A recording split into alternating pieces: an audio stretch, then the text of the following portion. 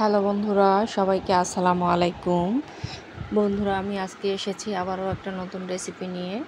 তো বন্ধুরা, আমি এখানে রান্না করেছি রেস্টুরেন্ট স্টাইলে সবজি, বিভিন্ন রকম সবজি দিয়ে আমি একটা সবজি রান্না করেছি রেস্টুরেন্ট স্টাইলে, যেটা পরোটা বা রুটির সাথে অনেক ভালো খেতে এবং ভাত দিয়েও অনেক খেতে মজা। তো চলুন বন্ধুরা, দেখে নেই ফুল রেসিপি। তো আমি এখানে নিয়ে নিয়েছি কয়েক ধরনের সবজি। আমি এখানে নিয়ে নিয়েছি লাউ কিছুটা পরিমাণ, মিষ্টি কুমড়া, পেঁপে, গাজর, বরবটি। আপনারা চাইলে পরিমাণটা কম বেশি করেও দিতে পারেন। আমি এখানে দুটো আলুও দিয়ে দিয়েছি। তো বন্ধুরা, আমি সব সবজিগুলো কেটে ধুয়ে নিয়েছি। কত সুন্দর লাগতেছে সবজিগুলো কেটে। তো বন্ধুরা, আমি রান্নাটা করব প্রেসার কুকারে। তো আমি সবগুলো সবজি প্রেসার কুকারে দিয়ে দিলাম। প্রেসার কুকারে রান্না করলে সবজিটা একদম মুখে দিলেই একদম মিশে যাবে, খেতে অনেক মজা। আপনারা চাইলে বিভিন্ন প্যানে রান্না করতে পারেন। তো বন্ধুরা, আমি এখানে দিয়ে দিব পরিমাণ মতো লবণ। তো আমি এখানে 1.5 টেবিল চামচ পরিমাণ লবণ দিয়ে দিচ্ছি। আপনারা আপনাদের ইচ্ছা মতো দিতে পারেন, পছন্দ অনুযায়ী। আর দিয়ে দিব এখানে হলুদের গুঁড়া, 1.5 টেবিল চামচ পরিমাণ হলুদের গুঁড়া। আর বন্ধুরা, এখানে আমি দিয়ে দিব গরম মশলা, একটা কালো এলাচ আর একটা ডালচিনি। আর এখানে দিয়ে দিব 1/2 টেবিল চামচ পরিমাণ লাল মরিচের গুঁড়া। আর দিয়ে দিব 1 টেবিল চামচের একটু কম কালো গোলমরিচের গুঁড়া। আর দিয়ে দিব এখানে 1 টেবিল চামচ পরিমাণ ধনিয়া ও জিরার গুঁড়া। তো আমি লাল মরিচের গুঁড়া দিয়ে দিচ্ছি। আর এখানে আমি দিয়ে দিব 1/2 কাপ পরিমাণ পেঁয়াজ কুচি এবং 4-5টা রসুন ফালি আমি কুচি করে কেটে নিয়েছি। আর 3-4টা কাঁচামরিচ আমি কুচি করে কেটে নিয়েছি। আপনারা ঝালটা আপনাদের পছন্দ মতো দিতে পারেন। আর আমি এই রান্নাটা করব বন্ধুরা সরিষার তেল দিয়ে। তো আমি এখানে সরিষার তেল দিয়ে নিব। তার আগে আমি এখানে 1 টেবিল চামচ পরিমাণ আদা ও রসুন বাটা দিয়ে দিলাম। আমি সরিষার তেল দিব সামান্য পরিমাণে, 2 থেকে 3 টেবিল চামচ।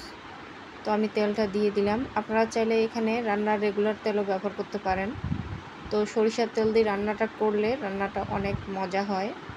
তো আমি একটু হাত দিয়ে মেখে দিব, দিয়ে সামান্য পরিমাণে পানি অ্যাড করে দিব। বেশি পানি দেওয়া যাবে না, যেহেতু প্রেসার কুকারে রান্না করব, খুব তাড়াতাড়ি সিদ্ধ হয়ে যাবে। তো খুব সামান্য পরিমাণ একটু পানি দিয়ে দিলাম।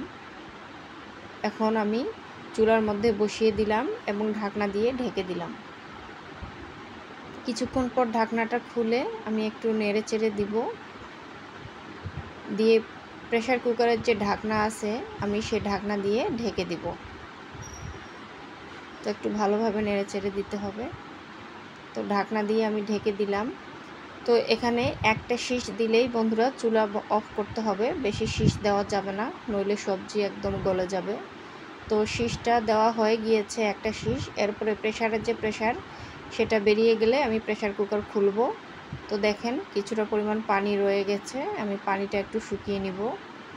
এই পর্যায়ে আপনারা লবণটা চেক করতে পারেন। তো পানিটা শুকিয়ে গিয়েছে।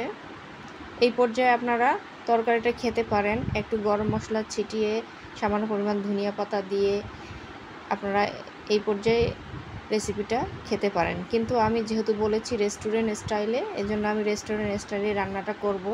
এজন্য আমি অন্য একটা প্যান বসিয়ে দিলাম চুলায় এবং 2 টেবিল চামচ পরিমাণ সরিষার তেল দিয়ে দিলাম এবং সামান্য পরিমাণ পেঁয়াজ এবং রসুন কুচি দিয়ে দিলাম। আর দিয়ে দিব এখানে একটা তেজপাতা, আমি ফোড়ন দিব। তো পেঁয়াজটা যখন একটু লাল হয়ে যাবে তখন আমি দিয়ে দিলাম 1/2 টেবিল চামচ পরিমাণ পাঁচফোড়ন। পাঁচফোড়নটা বেশি দেওয়া যাবে না, নাহলে তিতা লাগবে। তো একদম যখন লাল হয়ে যাবে তখন আমি সবজিটা ঢেলে দিব। ঢেলে দিয়ে একটু রেখে দিব। প্রেসার কুকারটা আমি ঢাকনার মতো করে রেখে দিব যেন ফ্লেভারটা বেরিয়ে না আসে। তো আমি ফোড়নটা দিয়ে দিলাম। এখন একটু নেড়ে চেড়ে দিতে হবে। খুবই মজাদার একটা রেসিপি, সুস্বাদু এবং হেলদি ফুড। তো এর মধ্যে আমি এখন কিছুটা পরিমাণ ধনিয়া পাতা দিয়ে দিব। তো ধনিয়া পাতা দিয়ে আমি কিছুক্ষণ নেড়ে চেড়ে বন্ধুরা চুলা থেকে নামিয়ে নিয়ে আসব, আপনাদেরকে সার্ভ করে দেখাবো।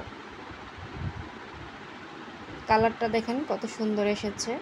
অনেক মজাদার একটা রেসিপি এবং খুব সহজ, রান্না করাও অনেক সহজ।